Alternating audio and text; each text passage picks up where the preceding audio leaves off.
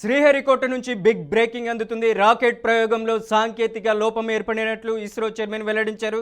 ప్రయోగం జరుగుతున్న సమయంలో 4వ దశ ప్రారంభంలో శాటిలైట్తో సంబంధాలు తెగిపోయాయని తెలిపారు. మొత్తం 18 నిమిషాల్లో పూర్తి కావాల్సిన ఈ ప్రయోగానికి మధ్యలోనే అంతరాయం ఏర్పడిందని స్పష్టం చేశారు.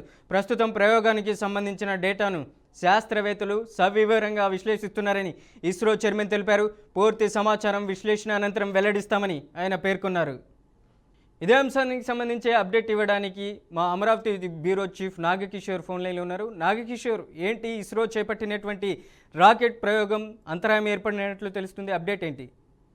మనోజ్, భారత అంతరిక్ష పరిశోధన సంస్థ ఇస్రో చేపట్టినటువంటి పిఎస్ఎల్వి C62 రాకెట్ ప్రయోగంలో అంతరాయం అయితే ఏర్పడింది. దేశ రక్షణ రంగానికి అత్యంత కీలకమైనటువంటి UOS-N1 లేదా అన్వేష ఉపగ్రహాన్ని కక్షలోకి మోసుకు వెళ్తున్నటువంటి సమయంలో ఈ రాకెట్ లో సమస్య తలెత్తినట్లుగా ఇస్రో చైర్మన్ వి నారాయణ తెలిపాడు.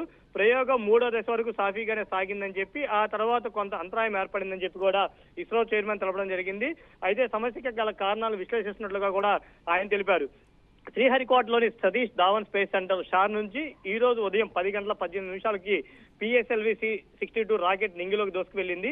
EOS-1 తో పాటు భారత, United Kingdom, Thailand, Brazil, Spain, Nepal తదితర దేశాలకు చెందినటువంటి 14 చిన్న ఉపగ్రహాలను కూడా ఈ రాకెట్ మోసుకు వెళ్ళనుంది. అయితే వీటిని కక్షలోకి ప్రవేశపెట్టే సమయంలో ఈ అంతరాయం ఏర్పడ్డట్లుగా కూడా ఇప్పటికే నారాయణ ప్రకటించడం జరిగింది. 2026లో ఇస్రో చేపట్టినటువంటి తొలి ప్రయోగం ఇదేగా కూడా చెప్తా ఉన్నారు. అదేవిధంగా న్యూ స్పేస్ ఇండియా లిమిటెడ్ చేపట్టినటువంటి 9వ పూర్తి స్థాయి వాణిజ్య మిషన్ కూడా ఇదేనని చెప్తా ఉన్నారు. ఈ మిషన్ లో ప్రధాన ఉపగ్రహం ES-1N1 రక్షణ, పరిశోధన, అభివృద్ధి సంస్థ కోసం ప్రత్యేకంగా రూపొందించినట్లుగా కూడా చెప్తా ఉన్నారు. ఈ హైపర్ సైకిల్ ఇమేజింగ్ ఉపగ్రహం అనేది సరిహద్దులో నిఘాకి, వ్యవసాయం ఉత్పత్తుల నిర్వహణకు కూడా ఉపయోగపడుతుందని చెప్తా ఉన్నారు. సో దీనికి సంబంధించి ఇప్పటికే చిన్న 4వ దశ సాంకేతిక సమస్య తలెత్తింది కాబట్టి దీని మీద విశ్లేషణ చేస్తున్నామని చెప్పి కూడా ఇస్రో చైర్మన్ ప్రకటించారు. మనోజ్, అలాగే నాగకిషోర్, ప్రధానంగా 4వ దశ ప్రారంభంలోనే సాంకేతికంగా ప్రయోగంలో ఉన్నటువంటి అంతరాయం ఏర్పడింది అనేసి ఇస్రో చైర్మన్ చెప్పుకొస్తున్నారు.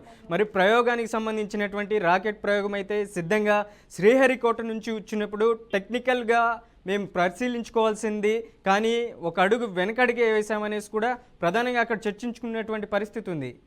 ఏంటి రాకెట్ ప్రయోగంలో సాంకేతిక లోపంతో డేటా అనేది విశ్లేషిస్తా ఉన్నారు. ఇప్పుడు ఇది ఎందుకు జరిగింది, మొత్తం 18 నిమిషాల్లో ఈ ప్రయోగం అనేది పూర్తి కావాల్సి ఉంది. సో ఇప్పుడు 3 దశలు పూర్తయింది. 4వ దశకు వచ్చేసరికి ఏదైతే దీనికి సంబంధించినటువంటి శాటిలైట్ వ్యవస్థ ఉంటుందో శాటిలైట్ వ్యవస్థ తోటి ఈ సంబంధాలు తెగిపోయినాయి. సో దీనికి సంబంధించి ఎందుకు ఇలా జరిగిందనే దాని మీద కూడా డేటాని విశ్లేషిస్తున్నాము. సో మేము చేసే ప్రతి ప్రయోగం కూడా సక్సెస్ఫుల్ అవ్వాలి అని చెప్పి ఎక్కడ ఇబ్బందులు లేకుండా ఉంటాము. సో ఇలా జరగడానికి గల కారణం ఏంటి అనేది కూడా చర్చిస్తున్నామని చెప్పి ఇస్రో చైర్మన్ చెప్తా ఉన్నారు. దీనికి సంబంధించి ఏర్పడ్డ అంతరాయానికి సంబంధించి డేటా మొత్తాన్ని కూడా విశ్లేషిస్తా ఉన్నాము. 4వ దశ ప్రారంభంలో శాటిలైట్ సత్సంబంధాల నేపథ్యంలో ఏదైతే right Nagakishore, thank you for the update.